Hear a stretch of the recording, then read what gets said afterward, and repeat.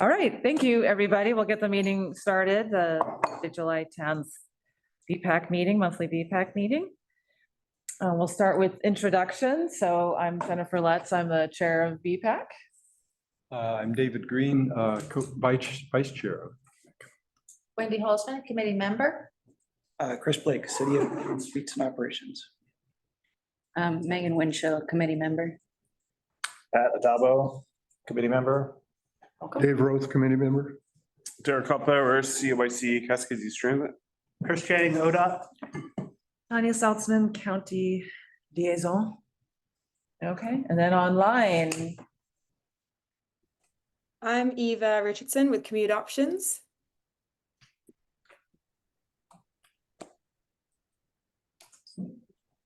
Bob, are you talking with your mute on?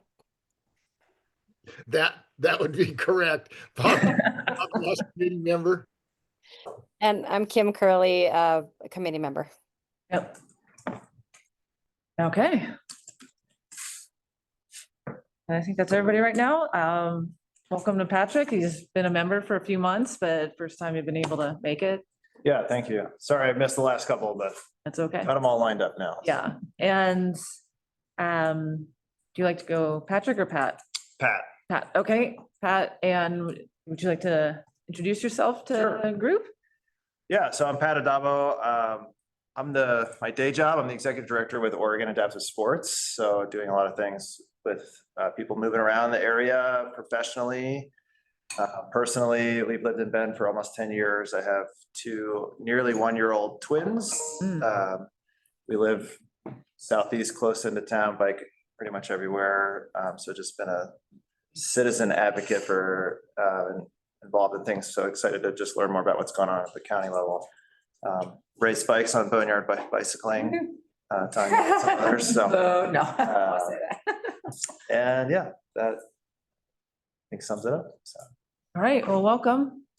Glad you could finally make it. It's you and Megan, and then Kim are our all newest members that came on. Great. So, Nice to meet you all. Yeah. Okay, just nothing like too huge this month, though I guess I'm gonna lean on Mr. Chang to share some ODOT news. It's been rapidly evolving, but we'll get to this committee business. Oh, let's do the approval of prior minutes first, excuse me. Oh, no, we didn't even do public comment. Geez, I need a vacation. Do not think we have any public comment. I do not see anybody from the public. Okay, that's why I was gonna skip it. Approval of prior minutes. Do I have a motion to approve the prior minutes? So moved. Do you have a second? Second. Okay, all those in favor, say aye. Aye. Aye. Wave a hand, that works. And I messed up the location of the meeting. Yeah, that's true. The Did anyone location of the see meeting that? was, I did catch You saw that. it. I'll change that. Yeah, I adopted it. I already told her about that. So just- well, Scrivener's error, they call Scrivener's that. error, exactly. All right, committee business. We'll just do a little update on the Safe Sidewalks Award presentation that we got to do in the annual report presentation to the Board of County Commissioners last month. So we can start with the Safe Sidewalks Awards. We had, because there was how many total awards? Oh, gosh. 20, 22. I don't Yeah, remember, yeah. honestly, but. somewhere around there. And so, because we were feeling generous this year, we had so many applications. So I think we had 3 or 4, Yeah. 4 people show up, which was fun. And so we were able to give those out. I mean, I think there's a photo of us on the Deschutes County Thanks, yeah. media feed, Yeah. if you want to see that, posing with the county commissioners. And so, yeah, so that was fun, went well. Yeah, I was hoping more people would come. Yeah. Because usually it's quite a like chaotic fun thing, but Yeah, you know, it's 9 o'clock on a Wednesday. yeah, so lots stuff to do. yeah. And the Love other life. certificates have been mailed. Okay. Except for Sebastian. Oh, yeah, Sebastian. If anybody knows Sebastian. He lives somewhere in Southeast Bend. Okay. No less. Got his award. So, yeah, do you want to talk about the annual report? Yeah, so we did, at the same time, we did the safe sidewalks, we did our annual report to the county commissioners. I'm always surprised at how willing they are to listen to us without any context before we start, because we have so little contact with them through the year. But they're always very gracious about listening to us and asking a few questions, and thought it went pretty well. Yeah, we brought up the concern idea we've been talking about a little bit with the underpass in Tumalo, and the notion of maybe doing a ribbon cutting or something like that. I think that went off the rails a little bit. I think there was cupcakes or I don't, how those meetings go. But yeah, we want to make sure at least to throw that idea out there because we wanted to kind of have, celebrate infrastructure that's kind of quasi-county and state. But they were receptive to Yeah, that. they were open to Yeah. that. So, does that come back on us to plan, I guess? Yeah. Or do we feel like, It's a good question. I mean, yeah. I'll have to look back at what they actually said, because I Yeah. don't remember, but, Yeah. They were theoretically, Yeah, Yeah, but Right. it didn't sound like anybody was gonna. like, here's some money. no, Yeah. no, we're not throwing money at it. But I'll look back and see what our follow-up points. would Okay. be Or how about money for our Tri-County Summit? For that. That'd be nice too. But overall, that went well. And we can check that off the list for a year. So, yeah, and nice, always nice to get in front of people and kind of talk about what we're doing. And I'm sure they appreciate hearing things that aren't horribly controversial because it's most of their day job. So, Yeah. So yeah, okay. Well, anything else? Okay. We can kind of do these working group updates. I know we had kind of started a conversation last month on, if we wanted to massage or change any of these working groups. I think I did take one off that I had notes about. But yeah, we can just start talking in that, you and I have not done anything about outreach or anything. And the last I heard from you, the county is not, I know there was some sort of hope of maybe changing the whole The website website to be able platform to and, do more than what we Yeah. have, and I was told that has been removed from the budget. okay, So there's not going to be a countywide website overhaul. So Okay. we're kind of stuck with the template we have, but of course we can always change language or one image that we can have in the upper right corner. I'm happy to do that if people, even if Okay. you look at it and you're like, this sentence is dumb, I'd like to Mhm. rewrite it, like just little things I can pop in there and do it very easily. So Okay. it's pretty stagnant yeah, right now. yeah. I mean, there is some things that we could add or remove, but otherwise it does not give us a lot of creativity. Right. To post things, but obviously if anybody has any ideas or old ideas, fresh ideas, yeah, I don't know how much, are you able to get metrics on like traffic to that website or? That might be, Yeah. it's basically like blocks of text. Yeah. And links to things. So whenever we have like a posting for a position open or awards coming up or that Mhm. type of thing, I can put that up there easily, but anything that's like Mhm. not paragraph form Yeah, or a basic table. Yeah. Can't do. okay. Yeah, and we also, that's kind of where the link to if people want to get on our mailing list lives. So, that few of those trickle in a year, so that kind of gives me an idea of, at least a couple people look at it. But yeah, we could do more with it, but it's not a great platform, so always open to some ideas on that. Yeah, community connections. Dave, I also put Kim on there as well with her background, if she wanted to kind of chime in on anything. And Mark can't make it this week, so. No, we haven't done anything since last month. Kim, we should probably get together and sketch out our yearly list of featured topics for the board to bring next month. And can you kind of share with everybody, since we have a lot of new people, about what specific Okay. specifically falls under community connections versus transit. So the community connections is an attempt, our attempt to start communicating with other groups around town and the county about transportation projects that might involve bike and pedestrian activities. And we do a really good job of making sure we talk to the Pine Sisters in Redmond in detail once a year. We don't do a very good job of having an in-depth discussion with the city of Bend, which is interesting since we are here every month.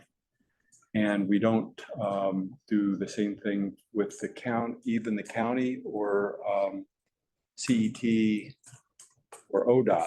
CET and ODOT are a little bit different because they're here every month. So we hear from them regularly, but we don't do a deep dive with them. So we're hoping to schedule a deep dive with each of those organizations at least once a year from now on. Yeah, like maybe have them come to our meetings. Yeah. You know, and maybe do a presentation or, you know, it doesn't have to be anything fancy, but we're just, it is interesting on, I think, you know, we do a decent job of the players at the table and Zoom in and stuff like that, but there's definitely people that are not here that are kind of a surprise. And yeah, and you know, circling back to Deschutes County, you know, what are your thoughts on that? I will say, you know, there's the transportation planning, like Tarek, and, you know, he has very limited kind of purview of stuff. You know, the stuff that I think you guys want to hear about is like, for instance, the South Century Drive roundabout project, like the road department projects is a road department thing, and they're to engage because they're so insanely busy. So there is there's a divide, not a divide, but like, you know, we have the transportation, the planning department and the road department. They're literally in separate buildings. So it's not like I can walk down. So I can try to nudge more to try to get more involvement. I just don't know what I'm gonna get, but I'm happy to keep trying. Is there a seasonal lull in what they do so that? No. Yeah, That's true. They're just up to, Yeah. I mean, everyone is up to their eyeballs, but Yeah. they're also, yeah, I wish there were. Yeah. Yeah, because that is, Yeah, it's a big hole. it is because we are a county advisory Yeah, committee and we have Yes. more, you know, purview and influence over county projects versus, you know, city Right. projects. Right. And we're not having that communication and we've, for new people, it was honestly Mark from Sun River, who's on our committee, that brought up, you know, the re-engineering plans for South Century Drive and Sun River and some new roundabouts down there. And, you know, he brought it up to our committee, you know, because he had some issues with bike ped access to them. And we were like, why didn't we know about this? Like, why didn't they even talk to us and just run it by us? Or, so yeah, really trying to kind of establish more of a relationship there, or, I mean, maybe even if it's somebody higher up the chain that can speak for them or something, if, you know, it would be great. I mean, you're fantastic, but this is not, this is not your wheelhouse. No, totally. Yeah, and another example, there was an article in the paper yesterday or today about the county is asking ODOT to allow them to build an interchange or an intersection off of US 97 to a proposed campground the city might build north of town. And they have already done some discussion with neighbors of that area about the best way to get people to that campground. And it would be nice to be included in that discussion. Not even. Oh, yeah, So Tanya, would Yeah. Tark be the person that maybe we should try to engage with a little bit more frequently? I mean, He's been with us sometimes. I mean, I generally ask him for updates every month, and usually from the planning side, there's not a ton, you know, the transportation planning, not the red, like, you know, the stuff that he updates us on is like that clear and objective zoning project, which is like, nobody really cares about that. It's not actual, including myself, and I'm a planner. But it's not the actual kind of boots on the ground construction projects or design projects, that is purely the purview of the road department. So it's tricky. So I mean, we really do need the road department. Yeah. But Tarek is always happy to participate, he's fantastic. And Oh, he's, yeah. but he has what he does. So I can ask him his thoughts on this, kind of poke around and nudge people. Okay, strongly. Okay. Because it's a continuing issue and I recognize that. A little more than just nudge, nudge, wink, wink, maybe kind of Yeah. elbow in there too. Yeah. And I can, I could ask Chris Doty as well.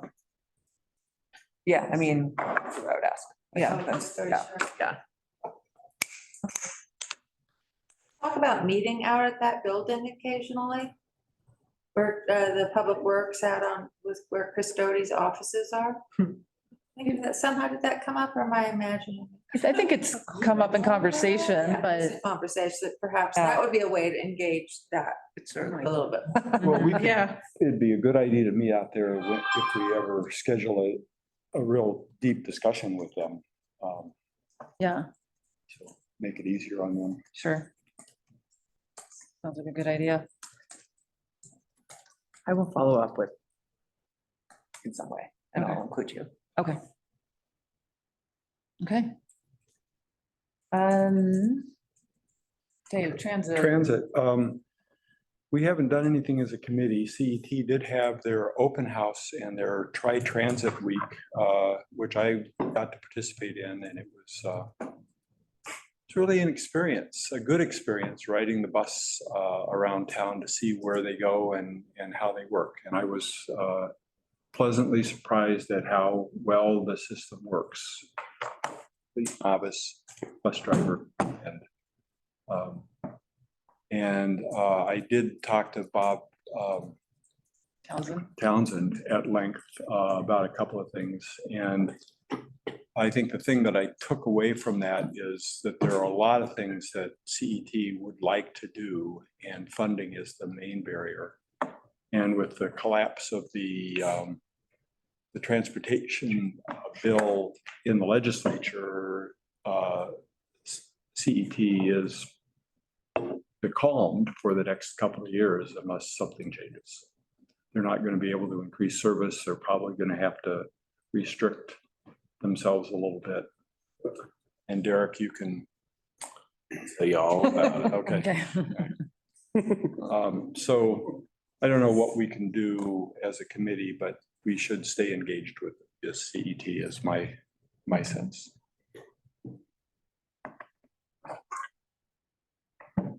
Okay. And then not have, Bill's not here, is he? Mark or Anthony, so we will not. I'm sure they're busy, we're working on it right now. The new hero awards, that's why they're not here. Put that in the minutes. Yeah. This is for newer people, this is what historically was called the Big Chain Ring Awards, that we would give out to people who were doing great work or great things under the banner of Bike Ped.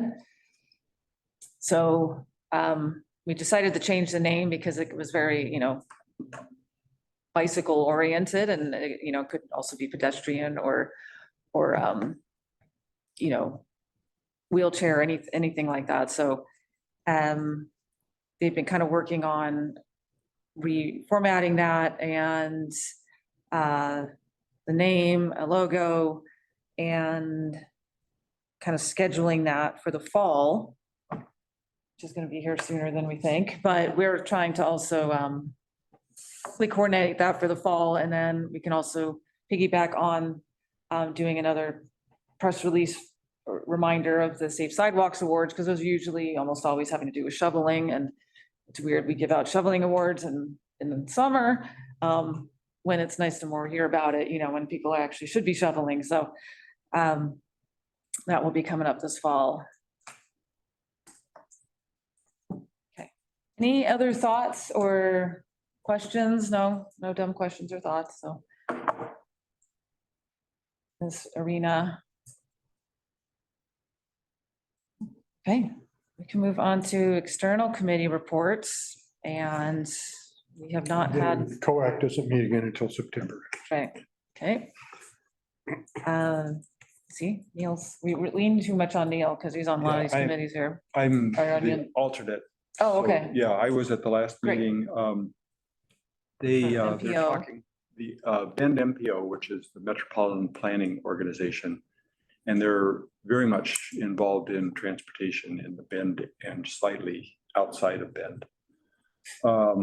I believe federal funding often comes through the MPO. Yes. First, so that's kind of, they're like a kind of governmental agency from that point of view, for, if you weren't familiar, yeah. They're going to be very involved in FLAP, the Federal Lands Access Program projects, and working with the state to prioritize those in the next little bit. We did hear that the Bend to Lava Butte trail is actually completely through all the appeal and remand. So the Foresters has to finish up their environmental assessment now that that's completed, and then they're planning to start construction in the fall of 26. And there are no more roadblocks. So we've been waiting on that for a very long time. Recreational lawsuits. Yeah. As a hobby, not having to do recreation. But And the trouble is that the project has been sitting there so long that inflation has caught up with them, and they're concerned about the cost of the project now. And that's all that was at the MPO meeting last month. Okay, thank you. I know Neil sits on the Bend Lapine School District Committee. I don't know if there are any meetings, or anybody sit in on for him as well. Okay. And what was COACT? Sorry, I don't know. Oh, sorry, Central Oregon Area Commission on Transportation. Transportation, which is There's a lot of abbreviations. kind of an ODOT focused. Historically, it was these regional committees that had in the past had more control over earmarking what projects should be prioritized and money, and then that power kind of dissolved, but now the hope was to try to give local people more control over, projects and prioritizing money. We'll see. We'll see. It isn't Things- just Deschutes County, it's Tri-County. Yes. Jefferson, Yeah. Crook, and Deschutes County. There are about 14 of them in the state. So the whole state is covered by them. Gotcha. They only meet 4 times a year, so that's, Quarterly. yeah, 4 times a year. But we have a seat at the table there. So we have a representative who attends who represents the bike ped area. Okay. And then cities are there. I mean, there's a lot of groups that are there, but yeah. The Bend Lapine Schools has a relatively new committee as well, so Neil's on that one. Mark works for Sun River. He's kind of our Sun River area unofficial Sun River rep, so you just updated us on that's the Lapine Trail. Which Chris. Yeah, so this is the second section of Yeah. that trail. That's part of behind the planning. Diane, There has not been anything. Have you received any meeting? And I haven't got any invites for any further meeting. They said they were gonna do it at the beginning of the summer, but I haven't seen anything. I got something.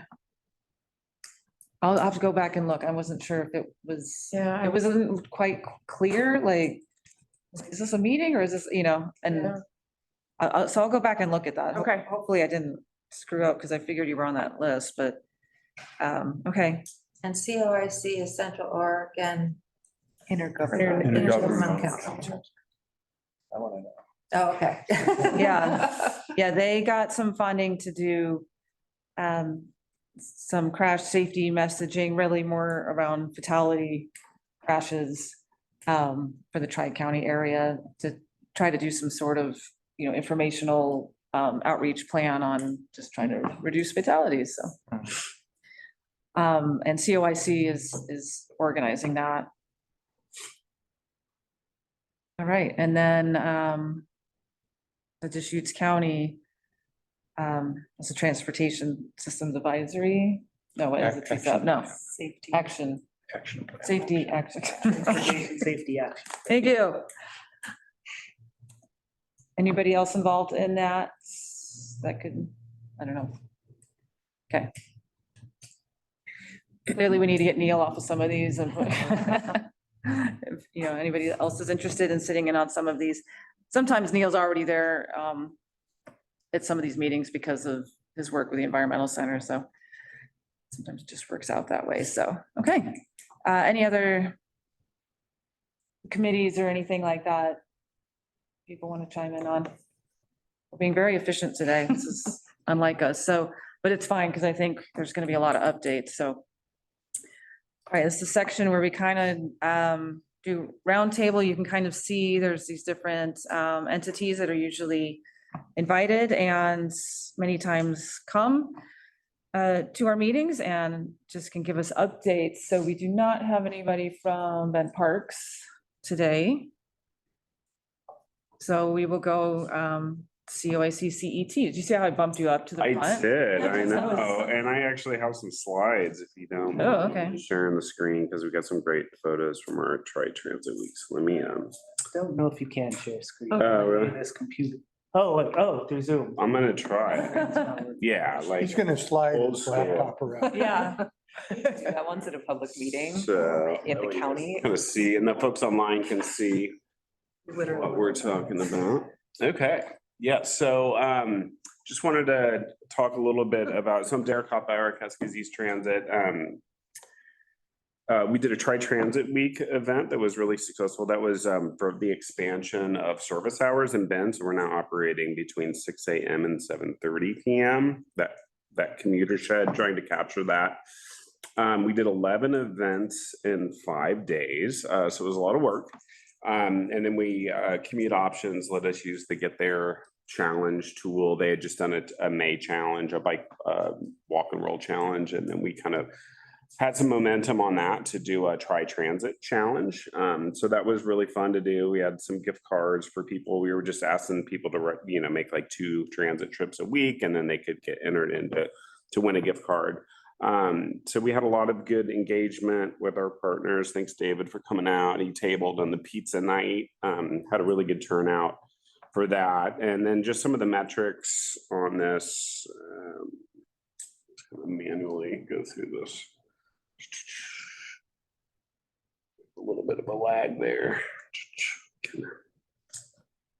Let's see. Oh yeah, there we go. There's just takes a little while. So we had a 20% increase in our ridership compared to that same week in 2024. It's hard to know like what, we didn't have a control group. Sorry, I need to go back one because of the lag. It's hard to know like what the, just the boost in ridership from the expanded times were, and then from the marketing intervention. But I'll just claim everything. Yeah. Intervention, that's our new logo, sorry. Come on, stay. And then I'll just read over this real quick. And then here it is, had a lot of riders, and then 1,200 more riders compared to that same time and that same time frames. That was just Monday through Friday in 2024. And then let's keep switching on me. Yeah, it was super successful. Got a lot of good photos, events, and pictures. We had got a lot of people like businesses, City of Bend doing meetings. We actually got our COIC staff to take meetings on the bus outside of Bear Creek. We had Tammy and some city councilors riding the bus up to the COIC board meeting, and that's some City of Bend employees waiting to hop on the bus. So yeah, it was a good way to kind of introduce the the new work there. We do have a new logo now. Oh, hey, Derek, I have a question Yeah. about that slide. Uh-huh. So those routes, for someone who doesn't know, are they more central? So that's gonna be, Those yeah, routes? 1, 2, 1, 2, and 4. So 1 is gonna be, sorry, there's like a 10-second delay on that. I'll talk about those. 1 and 2 are gonna be, 1 is gonna be South 97. 4 is North 97. So that whole north-south, that's our most popular route. Okay. 2 is Hawthorne to downtown, and then Brookswood Old Mill, also a popular one. And then 7 is gonna be out east to St. Charles. I was wondering. Hospital, yeah. Yep, so those were so we did have a new logo. I think I showed this last time I was here. We kind of refined it and added some little trees and some dashes in the road. So that's gonna be on all of our documents and materials. And we have a bunch of swag that we did with that. So you'll see that. And then recreation services, you guys are probably interested in that once it pulls up. I gotta like preemptively toggle these slides. So we did raise the price, like Lava Beat, I think was $4. We raised that to $5, right? The river, that's $5. I think it was $4 last year. And then transit to trails is a $10 flat fee. Some people have had a little bit of like, I just want to ride it halfway and ride the bike down. And, we're trying to get to a place where we're in kind of that, as far as charging fares, that we're being sensitive to other partners like Cog Wild that are, they're probably like at the $20 range. And they actually gave a presentation at our Public Transit Advisory Committee. And then also to have this service be able to start paying for itself, because our flat funding is going to run out next year. And we actually just bought a second bike trailer. It's getting delivered in a couple of weeks to have as a backup. And also if we ever wanted to expand the service, we are running 7 days a week. Last year, it was just 5 days a week, and we're going to be running June 17th through Labor Day. We had talked about potentially extending it past Labor Day if we have some additional funds to be able to use for the grant work. But yeah, that's off to a good start. It's been, I think a little bit slower with the $10 because it used to be $5 one way, so a lot of people would just ride it up and then ride their bike down. So I think the fares are, in terms of ridership, but I think as, we attract more visitors, I think that's mostly locals that are complaining about it. I think any visitor coming here is happy to pay $10 to get a ride up there and not have to climb up all those hills. And then the exciting project is Route 8 pilot project, and that's going to start on Monday. And so we've had this in the works, I think, for probably 4 years. And I worked on getting all the bus stops updated. The route's a little different than it looked a few years ago because a lot of it's due to the construction on Butler Market. Like we didn't want to have a route that was just going right into construction for like a year to start off. So we're calling it a pilot so we can change some bus routes, but we were able to utilize a lot of those ADA compliant bus stops that we had developed. We did a lot of the engineering and the construction on that. I think we're gonna be able to use like 3/4 of them. The other ones we're using kind of temp stops for now, but that's gonna be an express route up to kind of the Roble Road, Nels Anderson. So it's not like Cascade Village Mall proper. I think they call it Roble Road Village, which is like where the Chick-fil-A and the Chipotle is. So it'll stop there. It'll be an express route up there, and then it'll go right on Cooley. I know it's kind of hard to see from this map. And then it'll go over into Pine Nursery Park and down there, and then take that roundabout, which I think looks like kind of like Empire, come back up Empire. That's that kind of new stretch of Empire that they built a few years ago, and then back down, and then through Empire and then down south. So it covers a lot of the new kind of lower income. I put lower income in quotes because they're still really expensive, but a lot of that new housing, say that multifamily housing that's up off of Empire, and then hitting a lot of the schools that are on Cooley and 18th. So that starts Monday. What's the southernmost point there? I can't. The southernmost point is going to be Hawthorne Station. Hawthorne? Yeah. Where is the stop at the park? It's not like actually at the park, it's a little bit south of that, and I should have brought a flyer. I can go to a different webpage to kind of show you guys what it. Does it turn around at Empire and the roundabout? It does, yeah. Yeah, I believe that's kind of the one at Butler Market in Empire where that connects. So you can see it, that double line right there below Pine Nursery. So anyone from the Forest Service would have to, there's like a little path that you can take, I believe. And Yep. no, it's not stopping in Pine Nursery, but it's close enough, I think, to provide some access. You know, the original route had it going around Pine Nursery and then through that new Petrosa development over there. But they were ripping out that road and doing all that work right now. So it didn't make sense, but we do have a bus stop on the north side of Yeoman right there to eventually connect that into the park. It'd be nice to be able to loop around. Yeah, and that gives Come down access to the Street Front. Forest Service as well and Yeah. things like that. So, and it just kicked me off soon, so that's a good sign. Till they get down to the roundabout. I didn't do it. It was my hotspot, so. So Derek, you've got two big construction projects in that area, Yeoman and Mhm. Upper Market. So will the route be reconfigured after those? That's the idea. Yeah, that's why we're calling it a pilot route. We're also calling it a pilot. So when we do go to fairs, which will probably be November, December, maybe first of next year, if Route 8 doesn't have a lot of good ridership, we can keep it free. And the board's going to give us discretion on that. To be, if it's like a pilot route, then we don't have to charge for it. So that's why we're doing that in all of our communications. And then for fairs, we do have a public meeting August 7th, 4:30 to 5:30. That's going to be the COIC Board of Directors and our Cascades East Public Transit Advisory Committee doing a joint meeting there for like public comment. We also have a blurb on our website and a news piece. If anybody has any comments on fairs, we're meeting with all like the houseless coalitions this week and next week to start to set up programs where we can give a lot of the free passes to them. They distribute them. We're going to be working with community partners because I know that's going to be a pretty big barrier for people, and our ridership's going to plummet pretty quickly. So we're looking at opportunities to work with community partners on fair implementation. So that's all I have. Sorry, that was kind of long, but Oh. I haven't been here in a couple weeks, so, Yeah. a couple months.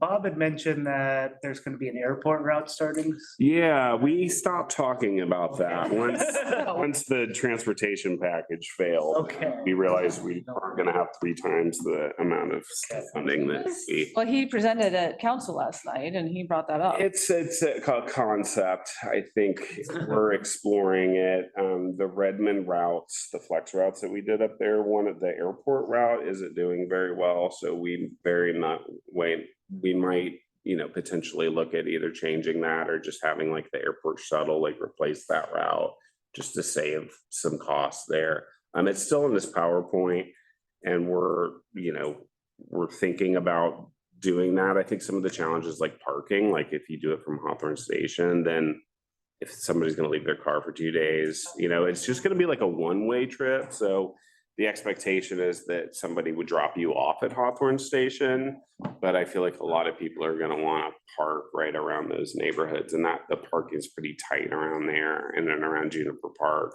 we already like pulled 4 parking spaces for the redevelopment of the parking lot from our neighbors. So, and it was completely full this morning, the staff parking. So I think that's, just having some no parking signs, but then who's enforcing it, because it's going to be right now it's at $10. I think the board wanted to make it like 15 or 20 for a one-way trip to the airport. So we're trying to kind of figure out what that price point is and do a little research on like what people would pay for a one-way trip. Well, parking up there is so Yeah. easy now. 24 a day, right? Yeah, so Yeah. 15 or 20 is like a Yeah. bargain. Mhm. Especially like the shuttles are usually like Yeah. 60 to 80 Yeah, range environment now. shuttles. Yeah, wondering what the environmental shuttle and the other shuttles charge to do the same trip. Yeah, they just Convenient though, they pick you up at your. They are, just yeah, and raised They the sell out. cost to the shuttles, Right, be able to even access the airport. right. yeah. And we do have an arrangement with the airport, because it's the city of Redmond, that because our dial-a-ride vehicles go there. So if you're within Redmond, it's easy. You have a route in Redmond that connects from the Redmond up. You have dial-a-ride you can use, but when you're in Bend, that's, so having an ADA connection, it would be great. Like, we'd love that, but it would just be like the one way right now as planned. So I think the times are like 4:30 AM to 2 o'clock or something like that to get everybody on those really early flights, because nothing really leaves much past like 3 or 4, unless you're going to like Seattle or, you know, somewhere closer, just to meet the departing flights. So that's a work in progress. Full intent is just one way. Yeah, just one way to kind of get, so if somebody has to take an Uber back, they're not out like $200, they're just out, you know, 100 or something like that. So, I can tell you Uber one way from Redmond to Ben's $150. Yeah. Jeez. Same. I'll do it for 100. Yeah. Yeah. I think that must So- be at peak. I got stabbed once. I'm never gonna use Uber again. We do Uber and it's like $25. Yeah. I think you hit a bad time. Yeah. Yeah, fluctuates. Hey, thank you. Oh, that was great. Thanks for Mhm. making it. I know you're busy, so we always appreciate seeing you, Derek. Yep. Lapine, we do not have Anthony from Lapine today. Did go to a meeting in Lapine last month. I'm just trying to think if there was anything. They're growing fast and, you know, they're kind of understanding the need for bike pads. So that's great. That's half the battle right there. So. Everything I see about the Pine right now sadly is fires, so. Yeah. Yeah. They're building a lot. But they're building a lot. On the plus side, they do have some money for TSP updates, so that should be coming up soon. So definitely somewhere for people to get involved in that conversation. Yeah, because they're doing the comp plan Right. right now. Anthony is on the planning commission there, which is great, so. Anthony has little kids at home too, so that's why he almost never comes and Zooms a lot, because he's juggling them. Nap time. Nap time, yeah. 1:30, it's good for nap time, so that Yeah, he joins us. Sleep. Yeah. Yeah, you can't mute kids, that's the hard part. Bend. Chris, you can be Bend, as usual.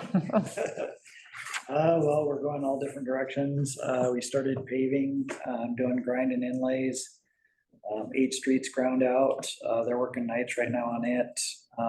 Bear Creek roundabout started construction.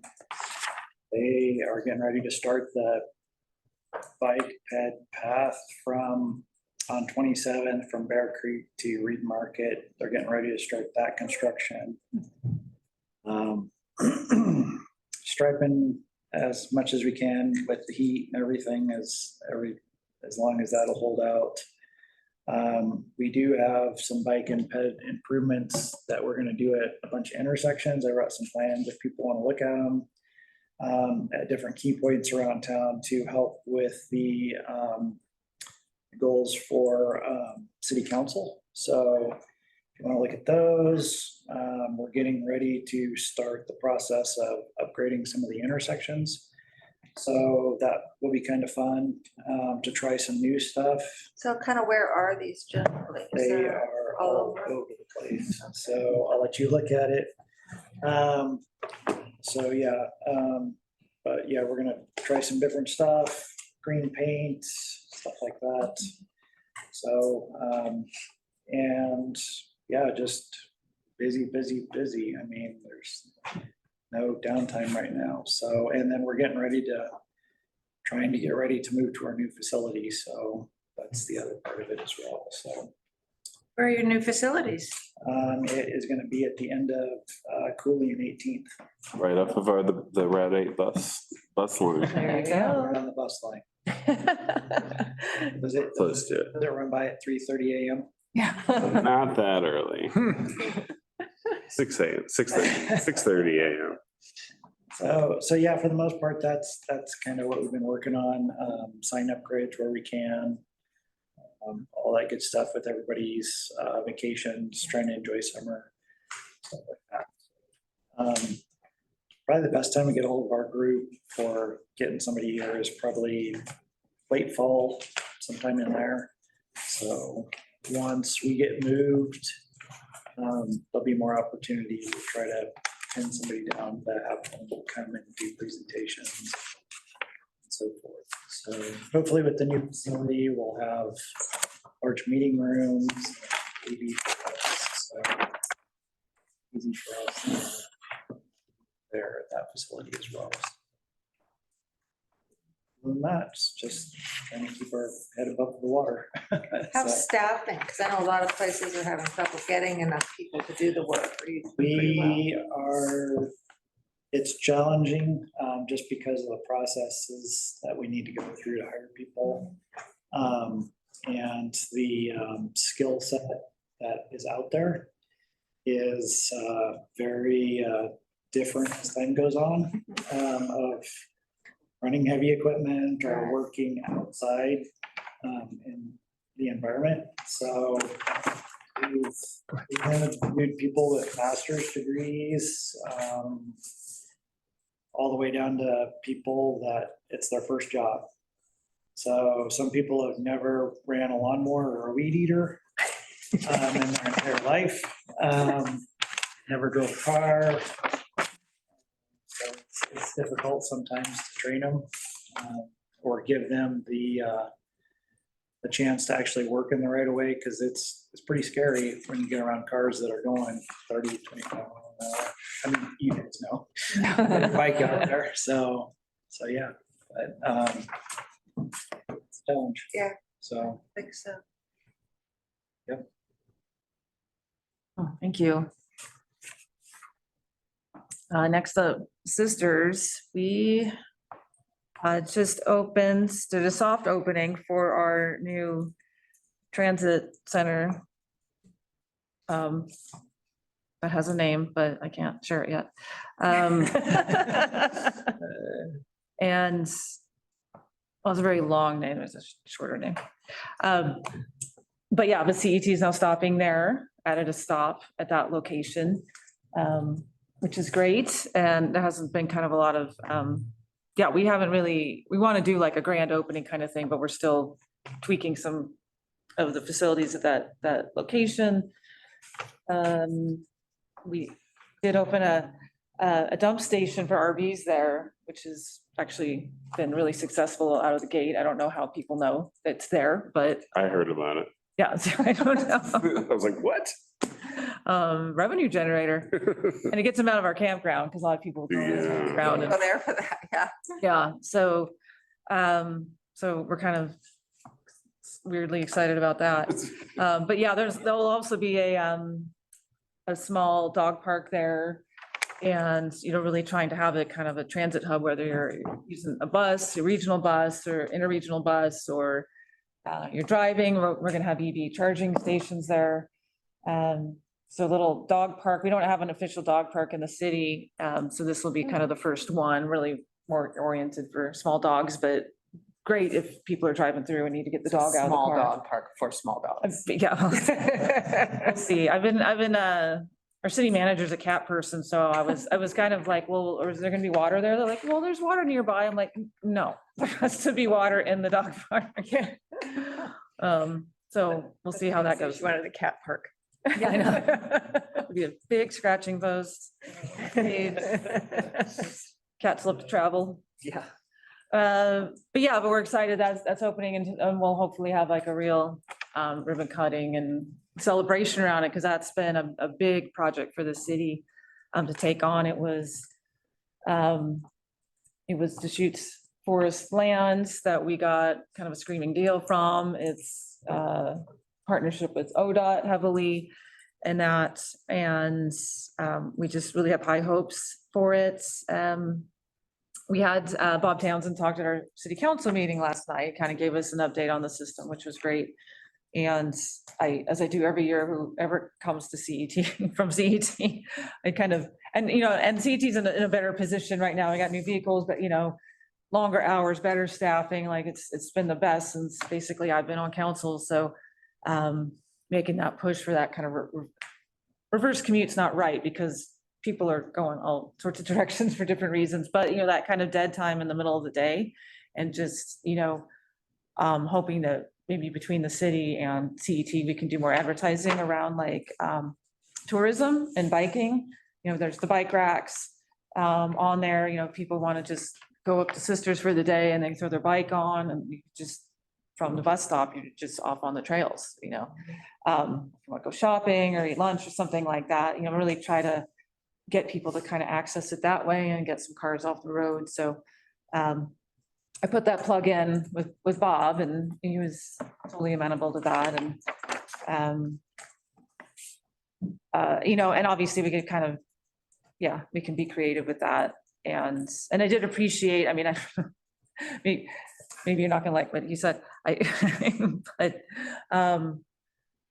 you know, that, you know, he's really kind of pushing this notion of just being really flexible and, you know, look, if there's a group of people that need a stop over here, we can make that happen, right? Like, if you need to flag down the bus, you can do that, you know, so that's what he was kind of telling us. I don't know if that's jiving with. That works with me, just with our drivers, you know, that Yeah. they like to have those strict rules. Sure, about sure. how they're supposed to do things. Yeah, but yeah, I and it's just because we're a small town, I think, you know, we are just trying to embrace that, you know, we have that flexibility to, you know, discuss these things, and hopefully tweak. And we do have some big employers and some employers are shifting, you know, but yeah, it's, yeah, really just trying to get the message out more that, you know, the hours are expanded and I think that should be able to bring in a lot more usage. So,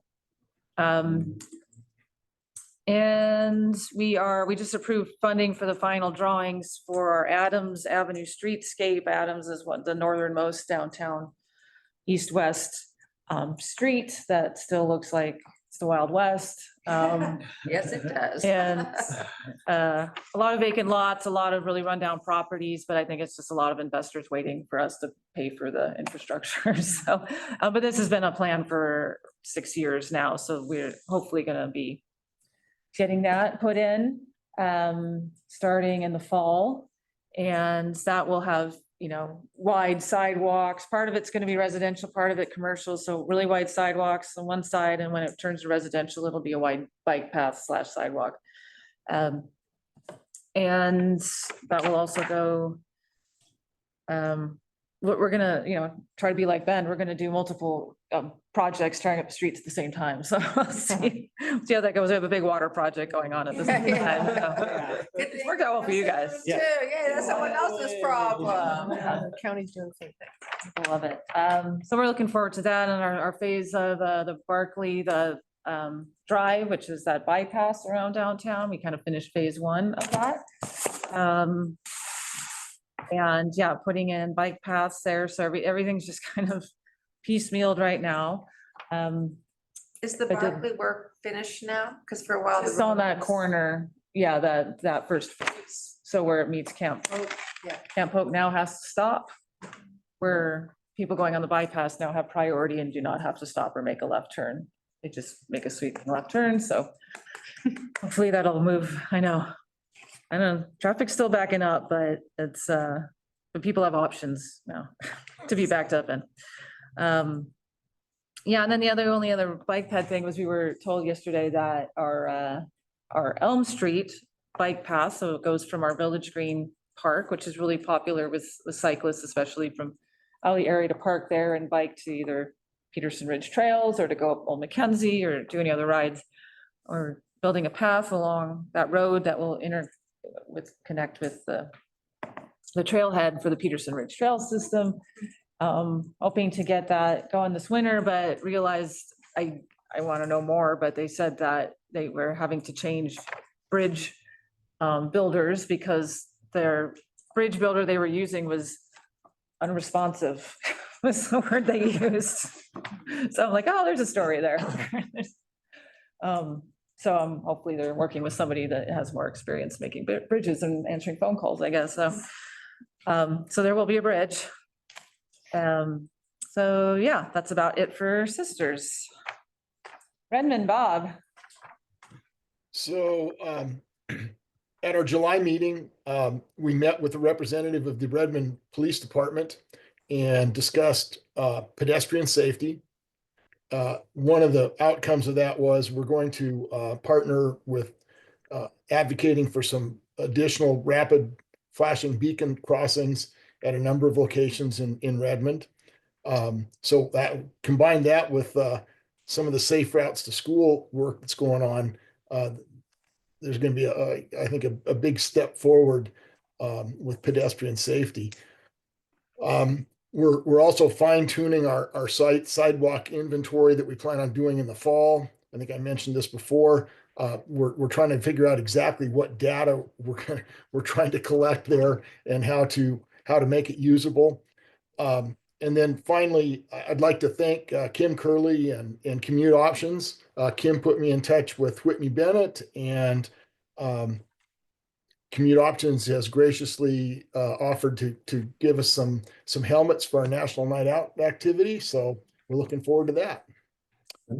That's the highlights from Redmond. All right, thank you.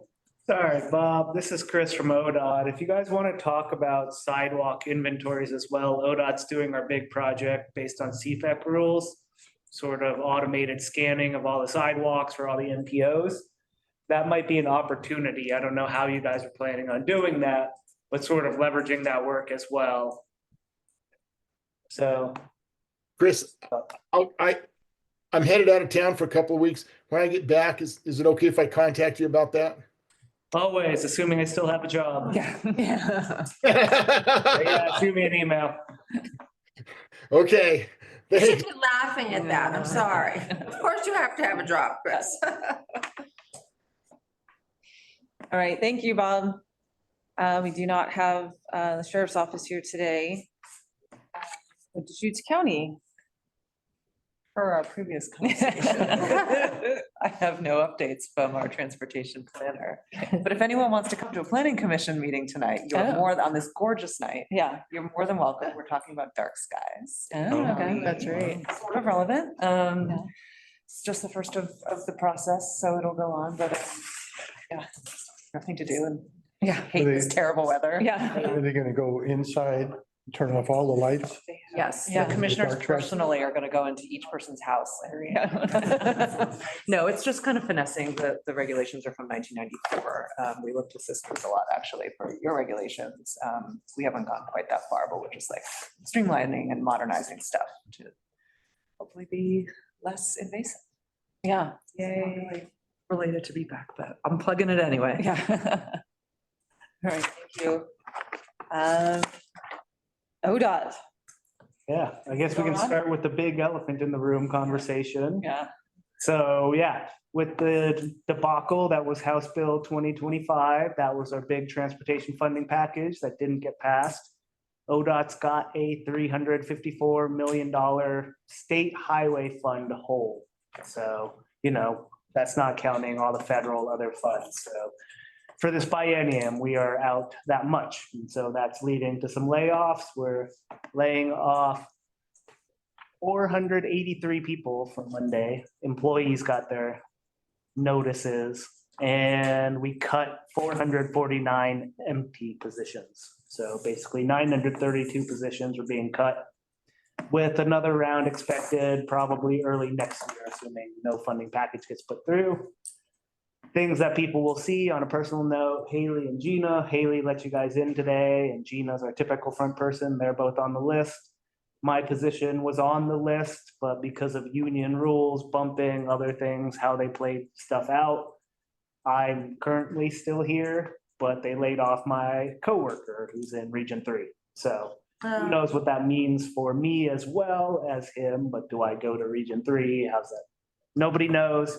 So all of this is still up in the air. In terms of other local impacts, the entire crew in Sisters is going to be laid off, Condon, Mitchell, and Silver Lake as well. So if you headed east, are basically closest stations out on those highways, those will all be shut down. And then, just work impacts on this. Who knows what's going to happen? This is 20% of our staff, 16 or so. So who knows what's going to happen in terms of project delivery works. We're freezing consultant contracts now. So apologies, things are going to take a bit longer and be a bit slower, but people are doing what they can here. So before we get into actual projects. Yeah. Questions? Concerns? Well, lots of concerns, but there's nothing we can do to really change all of that. Yep, outside of letting your legislators know and getting some sort of legislative fix, there's not much that can be done anywhere, so. Yeah, we're doing what we can. We've frozen all travel, training, that's the normal stuff we do when things are tight, no hiring, so. Freezing all the sponsorship, things we do, we typically sponsor like Oregon Outdoor Rec Summit, Active Transportation Summit, those are all frozen, you know, travel's all frozen, so. I mean, I'm small potatoes, but what I'm hearing at my level is, I mean, nobody's happy, so that's not in common, so. That's, yeah, we're trying to get, I don't know if this will be necessary or not. We're trying to get some of the, like the local regional mayors and our reps together, or house reps together and stuff like that, to kind of talk about it. You know, I think people are all just kind of hoping that there will be a special session called and make everybody go back to Salem and figure it out. I was talking to Representative Levy about it, and she was, well, very angry. You know, she was also very hopeful. She's like, well, we'll get it done. She's like, you know, we were, I think a lot of people's frustration is that that bill came in so late, that nobody really had any time in the session to really chew on it, and it all just kind of imploded at that point. So, because she was saying some parts of it, you know, at least on the House side, they were actually making really good progress and working together, and things were going fine. And so, I don't know, she seemed hopeful. I mean, obviously something will happen. We can't function like this. The state will literally not function without a well-staffed, you know, transportation department. So, but yeah, I hopefully maybe in a few more weeks, because I think there's also construction at the Capitol or something, you know, so there's all this kind of, these other things that, you know, might be playing into even getting people, you know, in the same room, because there might not be a room to get into for a while. Yeah, so, yeah, frustrating. You know, the League of Cities, which is our lobbying group for cities, said, you know, they kind of sent out at least a little bit on what they were hoping to get out of the deal, or, you know, of some sort of funding package.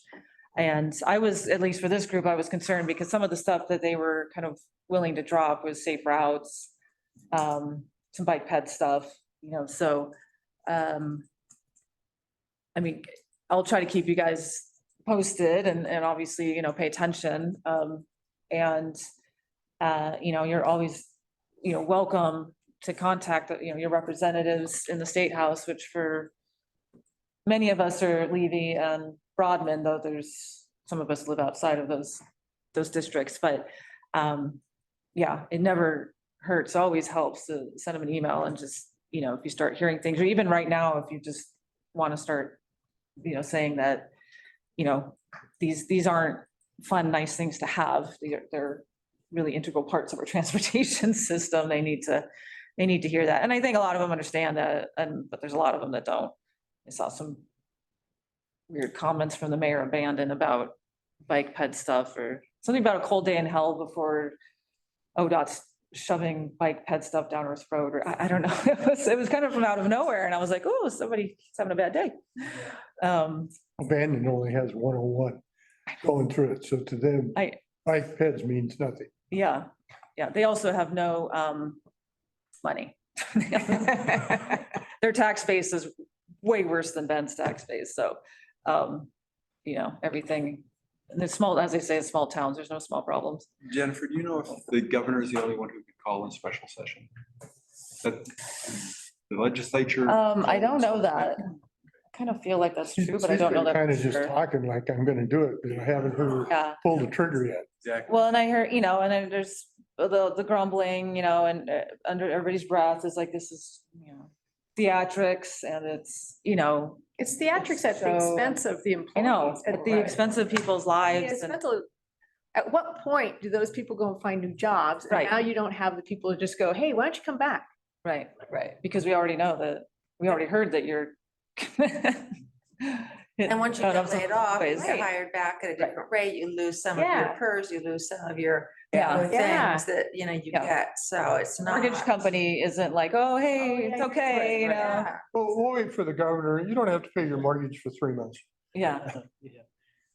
I'm surprised at safe routes, because that seems like that's, I mean, everyone wants kids to be able to get to school safely, but Yeah. I'm surprised that that was what they thought was maybe an easy one to cut, because I would think that could get a lot of pushback. I can't imagine it's that much money. Right. No, Yeah. it's not- I was gonna say, Yeah. it's not- Some change. yeah. Yeah, that's not Yeah. enough money to, it's not big. Yeah. I think where most of the problem was, the session started in January. And they'd had the whole 6 months or so before that to do some preliminary planning. Hmm. And then to dump it under the legislature 3 weeks Yeah. before the end of the session, where nobody had a chance to look at it. I know that Republicans are saying, well, we didn't even have any input in the 6 months of planning before that. So I think there was some people thought it was being shoved down their throat. Yeah. And so they rebelled from it. And It was interesting at the joint transportation committee meetings in Bend. All of the Republican members of that committee were out because they had walked out of the legislature and passed their 10 meeting threshold. And so all the Republican input in that committee was gone by the time they got back to the legislature. So that was a real problem. yeah, but like I said, it didn't come dumped on the legislature until 3 weeks before the end. Absolutely. Yeah. Yes. Those, Yeah. you're going to get some huge pushback when Well, it when was they a say really complex bill. I mean, how do it's you, huge. and how do you It should have been, interpret it? it And- should have been put out there in February. Yes. So they'd have, Absolutely. several months for it to peruse it. Because there's a lot of money there coming in, and where was it coming from? And, like what was it, 1 or 3% sales tax on new and used cars. When it comes to the state of Oregon, sales tax is just forbidden. It's just, so, yeah, it just came too late in the legislature. At least they're willing to sit back and read it, Yeah. or want to read it, Try to, yeah. try to, yeah. Yeah, I mean, yeah, you're talking hundreds of millions of dollars and there's, people get their calculators out. They're like, okay, doing their due diligence, which is great, they didn't have time to do it, so. So yeah, sorry, Chris. It is. He did tell me we could meet here next month. So Yep, the building will still be here. yeah, not on the market yet. The lights may not be on. Yeah, I We'll be locked out. but Yeah. meetings- Building. know. Flashlights. Yeah, updates, any other questions as until projects too? I think I heard it's the biggest DOT layoff in all of American history. Yeah, possibly be the biggest state agency like Yeah, in Oregon. much ever, yeah. Yeah. So we'll see. It's gonna be a long drawn out process because union rules, all these bumping stuff, it's gonna be many months of stuff happening. So who knows? So when are the, these maintenance facilities, when are they closing? I would assume July 31st. I mean, that's what the letters all said. And so then we'll have to find people homes or whatnot if they get moved. Okay, so projects. And again, these are all enormous caveats here. This is the best I have right now. Things are changing every single day. But as of today, what I've heard about things, BPAC. So this is the Oregon Bicycle and Pedestrian Advisory Committee, so based out of Salem. They are coming to Bend on July 22nd to have their meeting here in this very same room. So you all are invited if you'd like to come. It will be a boring government meeting, largely focused on these same topics probably, but it is an open meeting, so if you guys are interested in coming, you are welcome. What time is that? That will be from 1 until 4 on July 22nd. And then they will also be doing an informal, no host social hour at the Schutz Brewery starting at 5 o'clock, I believe. So they would love for you all to come meet and greet. Dave Thompson would love to see everybody again. He's the vice chair of OPPAC now, so he would love to see everybody. So Can you send out a reminder email or through Tanya or? yes, I will send Tanya them an email invite. And then I'm also doing a bike tour for OBPAC on July 23rd. So I was going to sort of float this with the huge BPAC, I'm trying to keep it pretty small, but I'd like to invite at least one person if anybody's interested. So I don't know what the best format on how we should do this, but throwing that out there. What? A race. A bicycle race? Yeah. So you guys can discuss amongst yourself, but if anybody is interested or if nobody wants to come, let me know. But that'll be the morning of the 23rd, so Wednesday, the 23rd. And that'll focus on sort of ODOT stuff. So North Corridor, these double lane roundabouts, that sort of work. So yeah, that's happening as of Monday. Apparently this counts as essential work. So it's still okay for the moment. Would that be, Chris? What? What time would that be? That would probably be from 9 till noon, probably an informal lunch discussion hour as well. Ben's Sisters Redmond planning. So we are hoping to have a consultant on board very soon, assuming we're allowed to. We've chosen a consultant, but we're working through the statement of costs. Again, caveat, one of those things that's frozen is consultant work and spending of funds. So don't know if we'll actually be able to bring them on. So if we are, we should be able to get them on board in the next month. But, you know, I think we're losing 100 people from our procurement office. So who even knows if that contracting work is being done. David Green mentioned Bend to Lapine Path. The expected lawsuit didn't move forward, so we should be good to go. We're just trying to figure out how to get that money added in and whether we can still, so. Get flat money for additional funding, but again, that was, again, held up for a year as we waited for this, so now we might be behind once more. So who knows, more to come, but at least it's a good sign there's no more lawsuits there. Question, if that was going from Bend to Lava Butte, let's say your funding is cut, lowered down, would you get the portion from Bend to High Desert Museum done and maybe wait on the Tuttle and go into Lava Butte? Yeah, it's a great question. Don't know. Haven't sort of game planned that out. Most likely we would just find more money. So Okay. typically, yeah, I just think that the museum would be an instant hit. for sure. It'd be an asset on its own. But yeah, so we'll see. It depends on that sort of what the delta is on cutting the. Everybody loves A portion would be better than Yeah, none of it. than zero. Correct. Yeah. First step would always be find that delta. Yeah. And excuse my ignorance, but do we know if FLAP grants federal funding with after the bill, I'm not gonna call it what is sometimes called the horrible bill. But did that affect FLAP stuff? Do we know?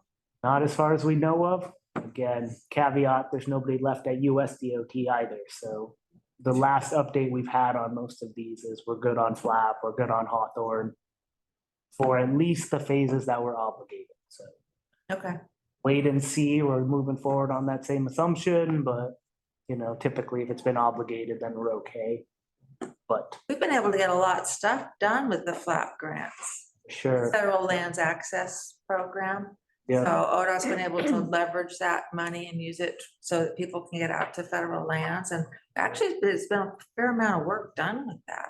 Yes, we've been incredibly successful in Region 4. It didn't help. We have a lot of forest lands around us. We have a lot of forest lands and it didn't hurt that, you know, our region manager, Gary Farnsworth, was one of the 3 people on the committee, and then Bob Townsend was as well. So does not hurt things Right. for us, but we've been incredibly successful. So hopefully that doesn't evaporate as well, but again, wait and see with all those federal things still. So we'll move forward with what we know and see what happens. I do not like this. Okay. Yeah. I do not function well in this universe, but okay. Yeah. I think I mentioned it last time, but Oregon Community Paths grants were awarded, so we should have some cool projects there. This isn't in this sort of area, but we're gonna repave the Klamath Falls OC&E Trail in the section. That'll be really cool. It's a cool trail. Recommend people do that one. That's partnership with state parks. And that's paved mostly in, the urban areas, and then the rest of it's gravel still? Yes, Is that- yes, Haven't been on in like 20 repaved. years, but. The paved section. And then we'll be doing the OR 126, extending the path from where it currently ends all the way out to Oasis Village. So that'll be huge for bike ped safety. And then we'll also be doing the Bend Juniper Elementary to Larkspur Trail. So that'll be really cool right around Pilot Butte. So it'll connect 12th Street down to Neff and then create a new frontage from basically that connection all the way to the Larkspur. So it's a bit better. And then I'm still hopeful, but we'll get some paths in Prineville as well. So that's the first alternate in case anything falls through, which is fairly likely since these are federal deliveries. So it's hard for ODOT. So if anything falls through here or elsewhere, Prineville will be the next one. And then we also have the Bend Parks and Rec Big Sky to something connection.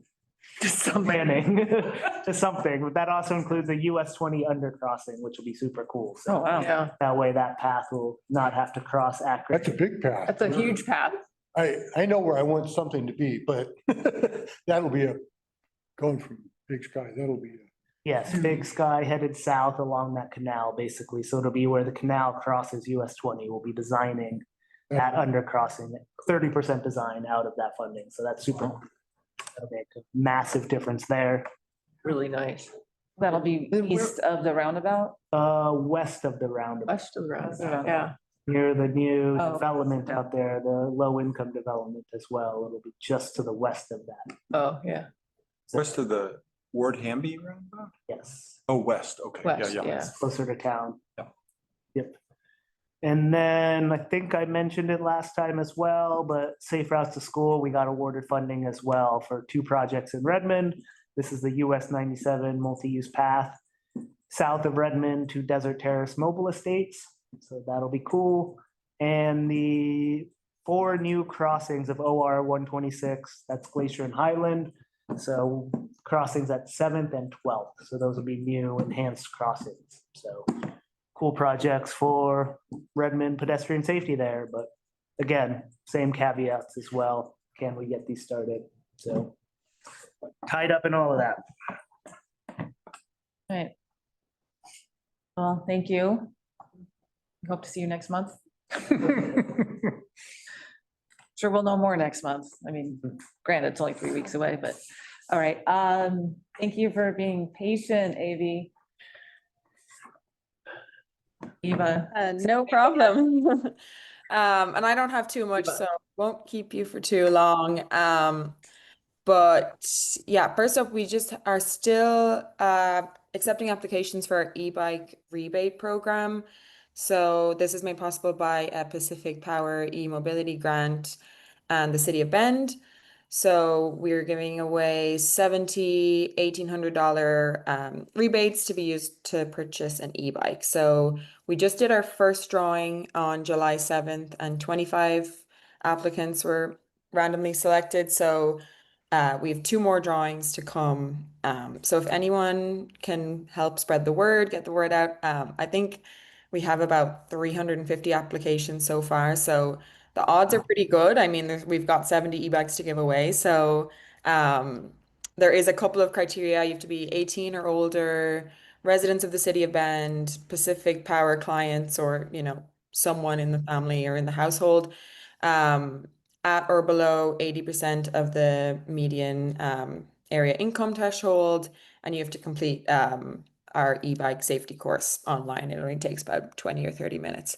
So those are the criteria, and you can apply online or print off an application online and drop it off at our offices in the box factory. So it's a great opportunity if you can spread that word in your networks, or if you know anyone who might be interested in applying. And yeah, hopefully get more people on e-bikes and out of cars as a result. So that is going on right now. Let's see what else. Our Safe Routes to School team have been at some local summer camps around town, the Environmental Center, Eco Hero Camp. They've been doing bike safety with 5th and 6th graders there, and also the Bend Parks and Rec outdoor adventure camp for 10 to 15-year-old Latinx students to help campers safely navigate shared use paths and how to use Bend Parks and Rec paths to get to places in their neighborhoods and in town. And then we've got some in-person e-bike safety classes coming up as well, if you know anyone interested in that. The first one is at Ride to You on July 23rd from 4 to 6. And the second is on July 30th at Bend Electric Bikes. And those are free to attend. And yeah, all the information on everything is on our website. We just launched a brand new website, so check that out if you're interested. It's looking pretty good, and we have lots of updated resources on there, lots of e-bike education and e-bike safety resources. So yeah, that's it from me. All right, thank you. Thanks for hanging out so long. No problem. Last but not least, that's great news. A little bit more upbeat. Yeah. Okay, an open floor. Anybody have any announcements or comments or? I have a question. Yes. So Highway 20, when it was redone, was resurfaced and paved. And the county is chip sealing. And I don't know what you guys are doing in the city. I'm just trying to understand what the difference is and why we do the different type of coating on the roads. Good question. Because, yeah, There's several types. There's grind and pave. Yeah. It just depends on the condition it's in to what application is used. So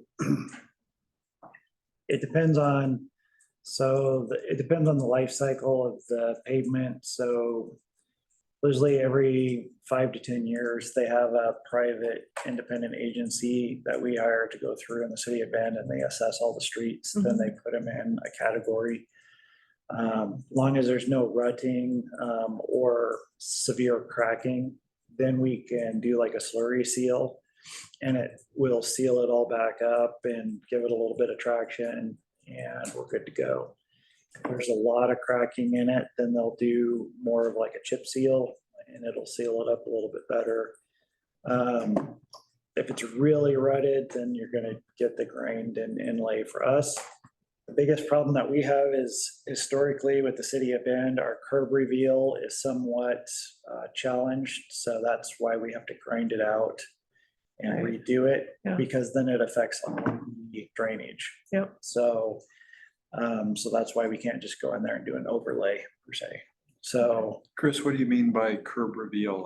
you know, the height of the curb. yeah, the height of the curb from the road surface. And then also the drainage though. Overlay it. Yeah, Mhm. yeah, so a normal overlay is anywhere from 2 to 4 inches. It just depends on what you're trying to cover. And that doesn't matter out in the You county. could end up with no curbs.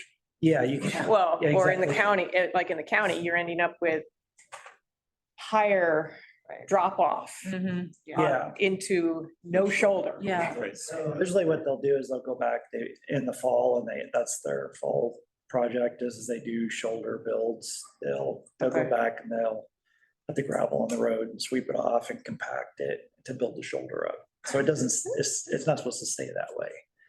But Yeah. yeah, and then there's only so much you can do on a chip seal at once. So especially in one time where it starts getting too soft and it can move, and depends on the traffic volume. And I mean, Chris could go into all kinds of depths on this, I'm sure. No, but I know people who could. Yeah, I mean, my boss could talk That's the other department. Yeah. hours and he's just ecstatic, and you're like, Yeah, I'm just trying to understand, because they did a whole bunch of chip seal out in the county and the roads didn't appear to need it. That was the other piece of it is, That's the part you want to get Yeah, you wanna before. get- well, I assume that, Yeah. but this road was paved within the last 2 years. So it might have been a stopgap pave. Okay. So there's some spots around town, like where we're getting a lot of potholes and stuff. Yeah, We will do like a stopgap fix just to get us to where we can fix it the way we need to. Okay. So we're not getting so many claims, so many injuries, stuff like that. yeah. And a lot of that stuff we'll do in-house, so we can keep the costs down, and then we'll contract out the big projects.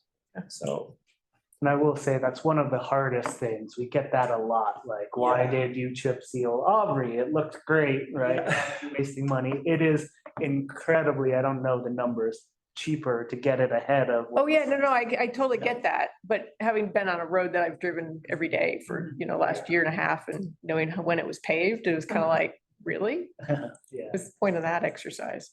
yeah, Except so, that it makes it really hard when you go back to the bike pedestrian, part of me goes, now riding this on my bike really sucks. yeah, there's a certain time frame where that rock that didn't embed has to work itself off for the county. Yeah. In the city, we try to sweep that off. You can't get all of it. It's not a perfect world. Yeah. But yeah, our website through the transportation goes through and explains all the different Oh, okay. layers, and it really Oh, that'd be breaks it interesting, down yeah. and shows you all that different, because I can have our director come because he just, oh my God, he'd fall in love with you if you ask that question. He'd be his new favorite person. So one of the things that the BPAC worked on with the county before I was on BPAC was to, when they chip seal the road, they chip seal the travel lanes with one coarseness of gravel and the shoulders with a very much finer. But I don't know if they're still not doing that. There's a lot of. Neff Road and Erickson and Nelson, and there's a couple others that were just. You gotta have enough shoulder to do it. Right. So, because the size of the rock is determined by the daily count of vehicles and the weight of the vehicles. The bigger rock you can put in the chip seal, the longer it will last. It's just like, think of like the Roman days when they built the cobblestone roads in like Italy and Spain. They're there because they're all intricate. They're all put together and that bigger material.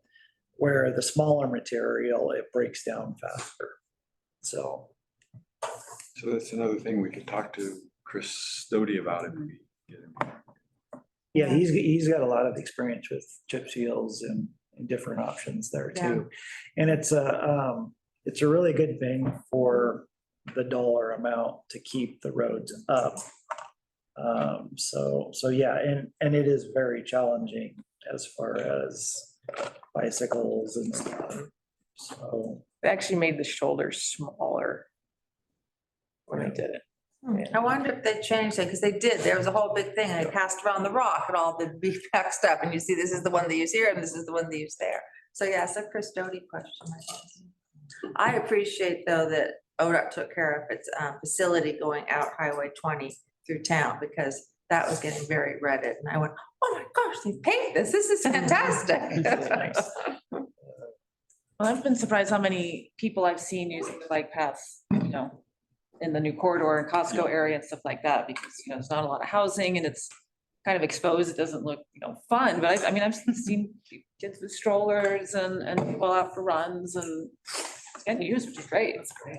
I would say this one right here, just across the street from Empire, gets used a bunch, that connection from Empire up to like Trader Joe's. I see so yeah. many using it Yep. now. Yeah. And cars actually stop at that crosswalk.